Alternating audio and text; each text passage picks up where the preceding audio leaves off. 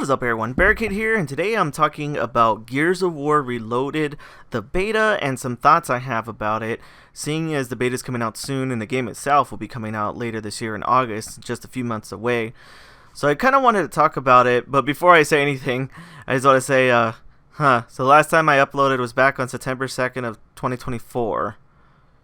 Yeah, I'm sorry guys, I've been gone. I've been kind of doing my own thing. Sorry for not finishing that walkthrough of Gears 2. I might come back to that one day. But anyways, so Gears Reloaded. Essentially, the main thing that's coming out with that game, if you guys don't know the exact details quite yet, it's essentially Gears of War Ultimate Edition, but essentially just prettier and better than the version we got on the Xbox One.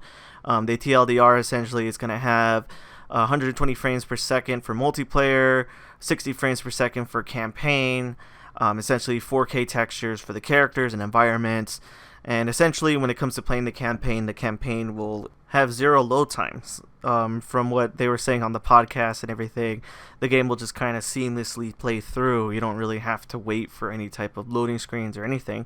So that's going to be kind of cool. I kind of can't wait to play the campaign again, with the new upgrades to the visuals and everything, and essentially just be able to go right through it. No load times, no waiting.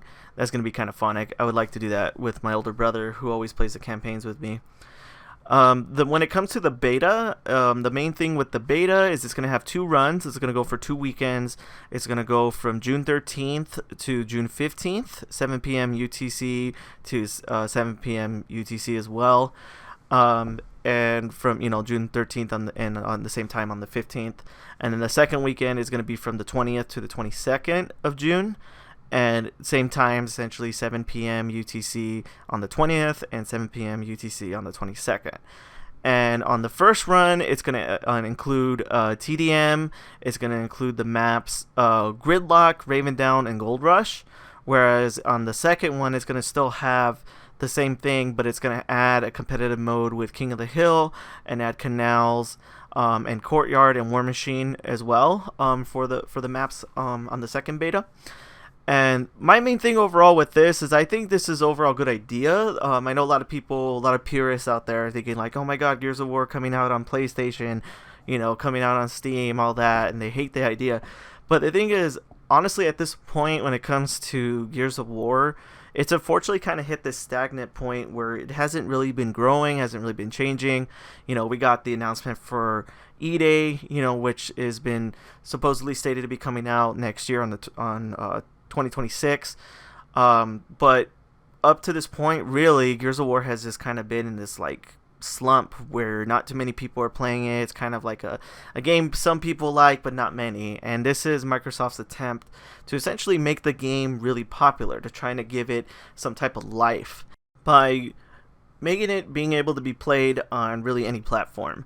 And the really cool thing is they also stated that when it comes to the campaign progress, your progress on campaign and multiplayer, your rank, everything, all that is cross progression. So if you're playing on Xbox and I don't know, let's say you go to a buddy's house and he has a PlayStation version, you log into your own PlayStation account, you link it up with your Xbox profile and everything. I'm not really sure how that's going to work, but anyways, you could log in and you'll still continue with your same rank and everything. You can go from that to PC, back and forth really in any way, and all your progression is there, and you just keep going, which is kind of cool. I really like that. I always love the idea of cross progression, so I'm really excited about that fact.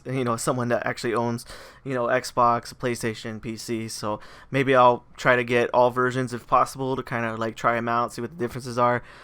Maybe I'll make a video of the PlayStation version. We'll see. But the thing in the end is that this is a good idea. I personally think it's a good idea because it can make the series popular. If we can get lots and lots of players playing it, it can be essentially grow and make people excited for E-Day. So that's the one thing that I'm really excited for. I can't wait to see how this progresses with the series. There is one thing though that I am kind of worried about when it comes to getting another version of Gears of War Ultimate Edition.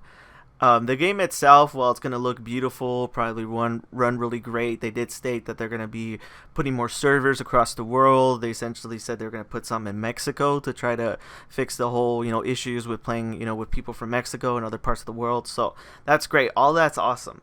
But in the end, the game is, still just a polished version of a 2006 game, the very first Gears of War.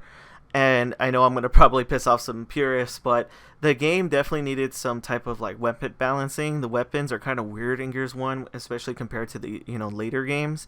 I remember the Gnasher being kind of weird in particular, where, you could body someone from far away, or you can kind of get a random headshot from a mile away with a Gnasher. I feel like that might turn some people off, might piss them off or something. Or the Lancer basically being like a pea shooter who doesn't really do that much damage. The annoying thing where if you get shot, you can't keep revving the chainsaw. I liked how they fixed that with Gears 3 and Beyond, where as long as you started revving it fully, you can use it. So I would kind of like to see that in this version of Gears 1. Maybe not, we'll see. Also, just like the sniper being able to do one-shot downs, just a lot of weapon balancings that made the weapons kind of weird in the first game, like the boom shot being kind of weird also, where it could down you. It didn't really have much of a range when it came to the explosions. Everything was kind of weird with the first game, honestly. And I feel like bringing that to a more modern audience that have played a lot of other multiplayer games might turn them away from it. It might annoy them. That's the one thing I'm worried about. So I think they should balance the weapons, make them more modernized compared to like the newer games, make the Gnasher work similar to that of like Gears 3 or Gears 5, make the boom shot work similar to like Gears 3, Gears 5, 4, 5, whatever. In other words, the newer games, make the weapons play similar to that of the newer games so they can give the idea of how the weapons should work for E-Day. Because when it comes to E-Day, when that game eventually comes out, I'm more than sure that the weapons will be more balanced and they will work similar to how they worked in the last, several Gears of War games. That's my only really concern about it, but in the end, I guess we'll see what happens. If they decide to just leave it the same way with, to make purists happy and let other people try it out and just, to hell with it, they just have to deal with how the weapons are, I guess we'll see what happens. But overall, when it comes to Gears of War Reloaded, I'll admit I was a little disappointed at first when they announced it because, we already got a remake of Gears 1. And this isn't even really like a remake. It's just essentially a polished version of Gears UE. It's just you take UE, you make it prettier, give it better servers, give it crossplay, all that. And all that stuff sounds great. Don't get me wrong. I'm not hating on it. I'm really excited to try it out, see how it plays and everything. But I feel like the game hasn't really aged as well as it, probably could have. And when it comes to like things like I mentioned with the weapons and everything, they might have to make little changes to appeal to new audiences. But that's just my personal opinion. If you guys like this video, please definitely hit that like button and subscribe and tell me what you guys think. Are you excited for the Gears of War Reloaded beta? Do you think it's better to modernize the weapons, balance them to make them more similar to the new Gears of War games? Or do you feel like they should just keep with the purist attitude and keep it similar to how it was with UE and, the original Gears of War? But anyways, guys, thanks for watching and take it easy. Thanks for watching this video. If you want to see my most recent Gears of War video, hit that link on the left. If you want to see any of my other content, hit that link on the right. Thanks for watching, guys.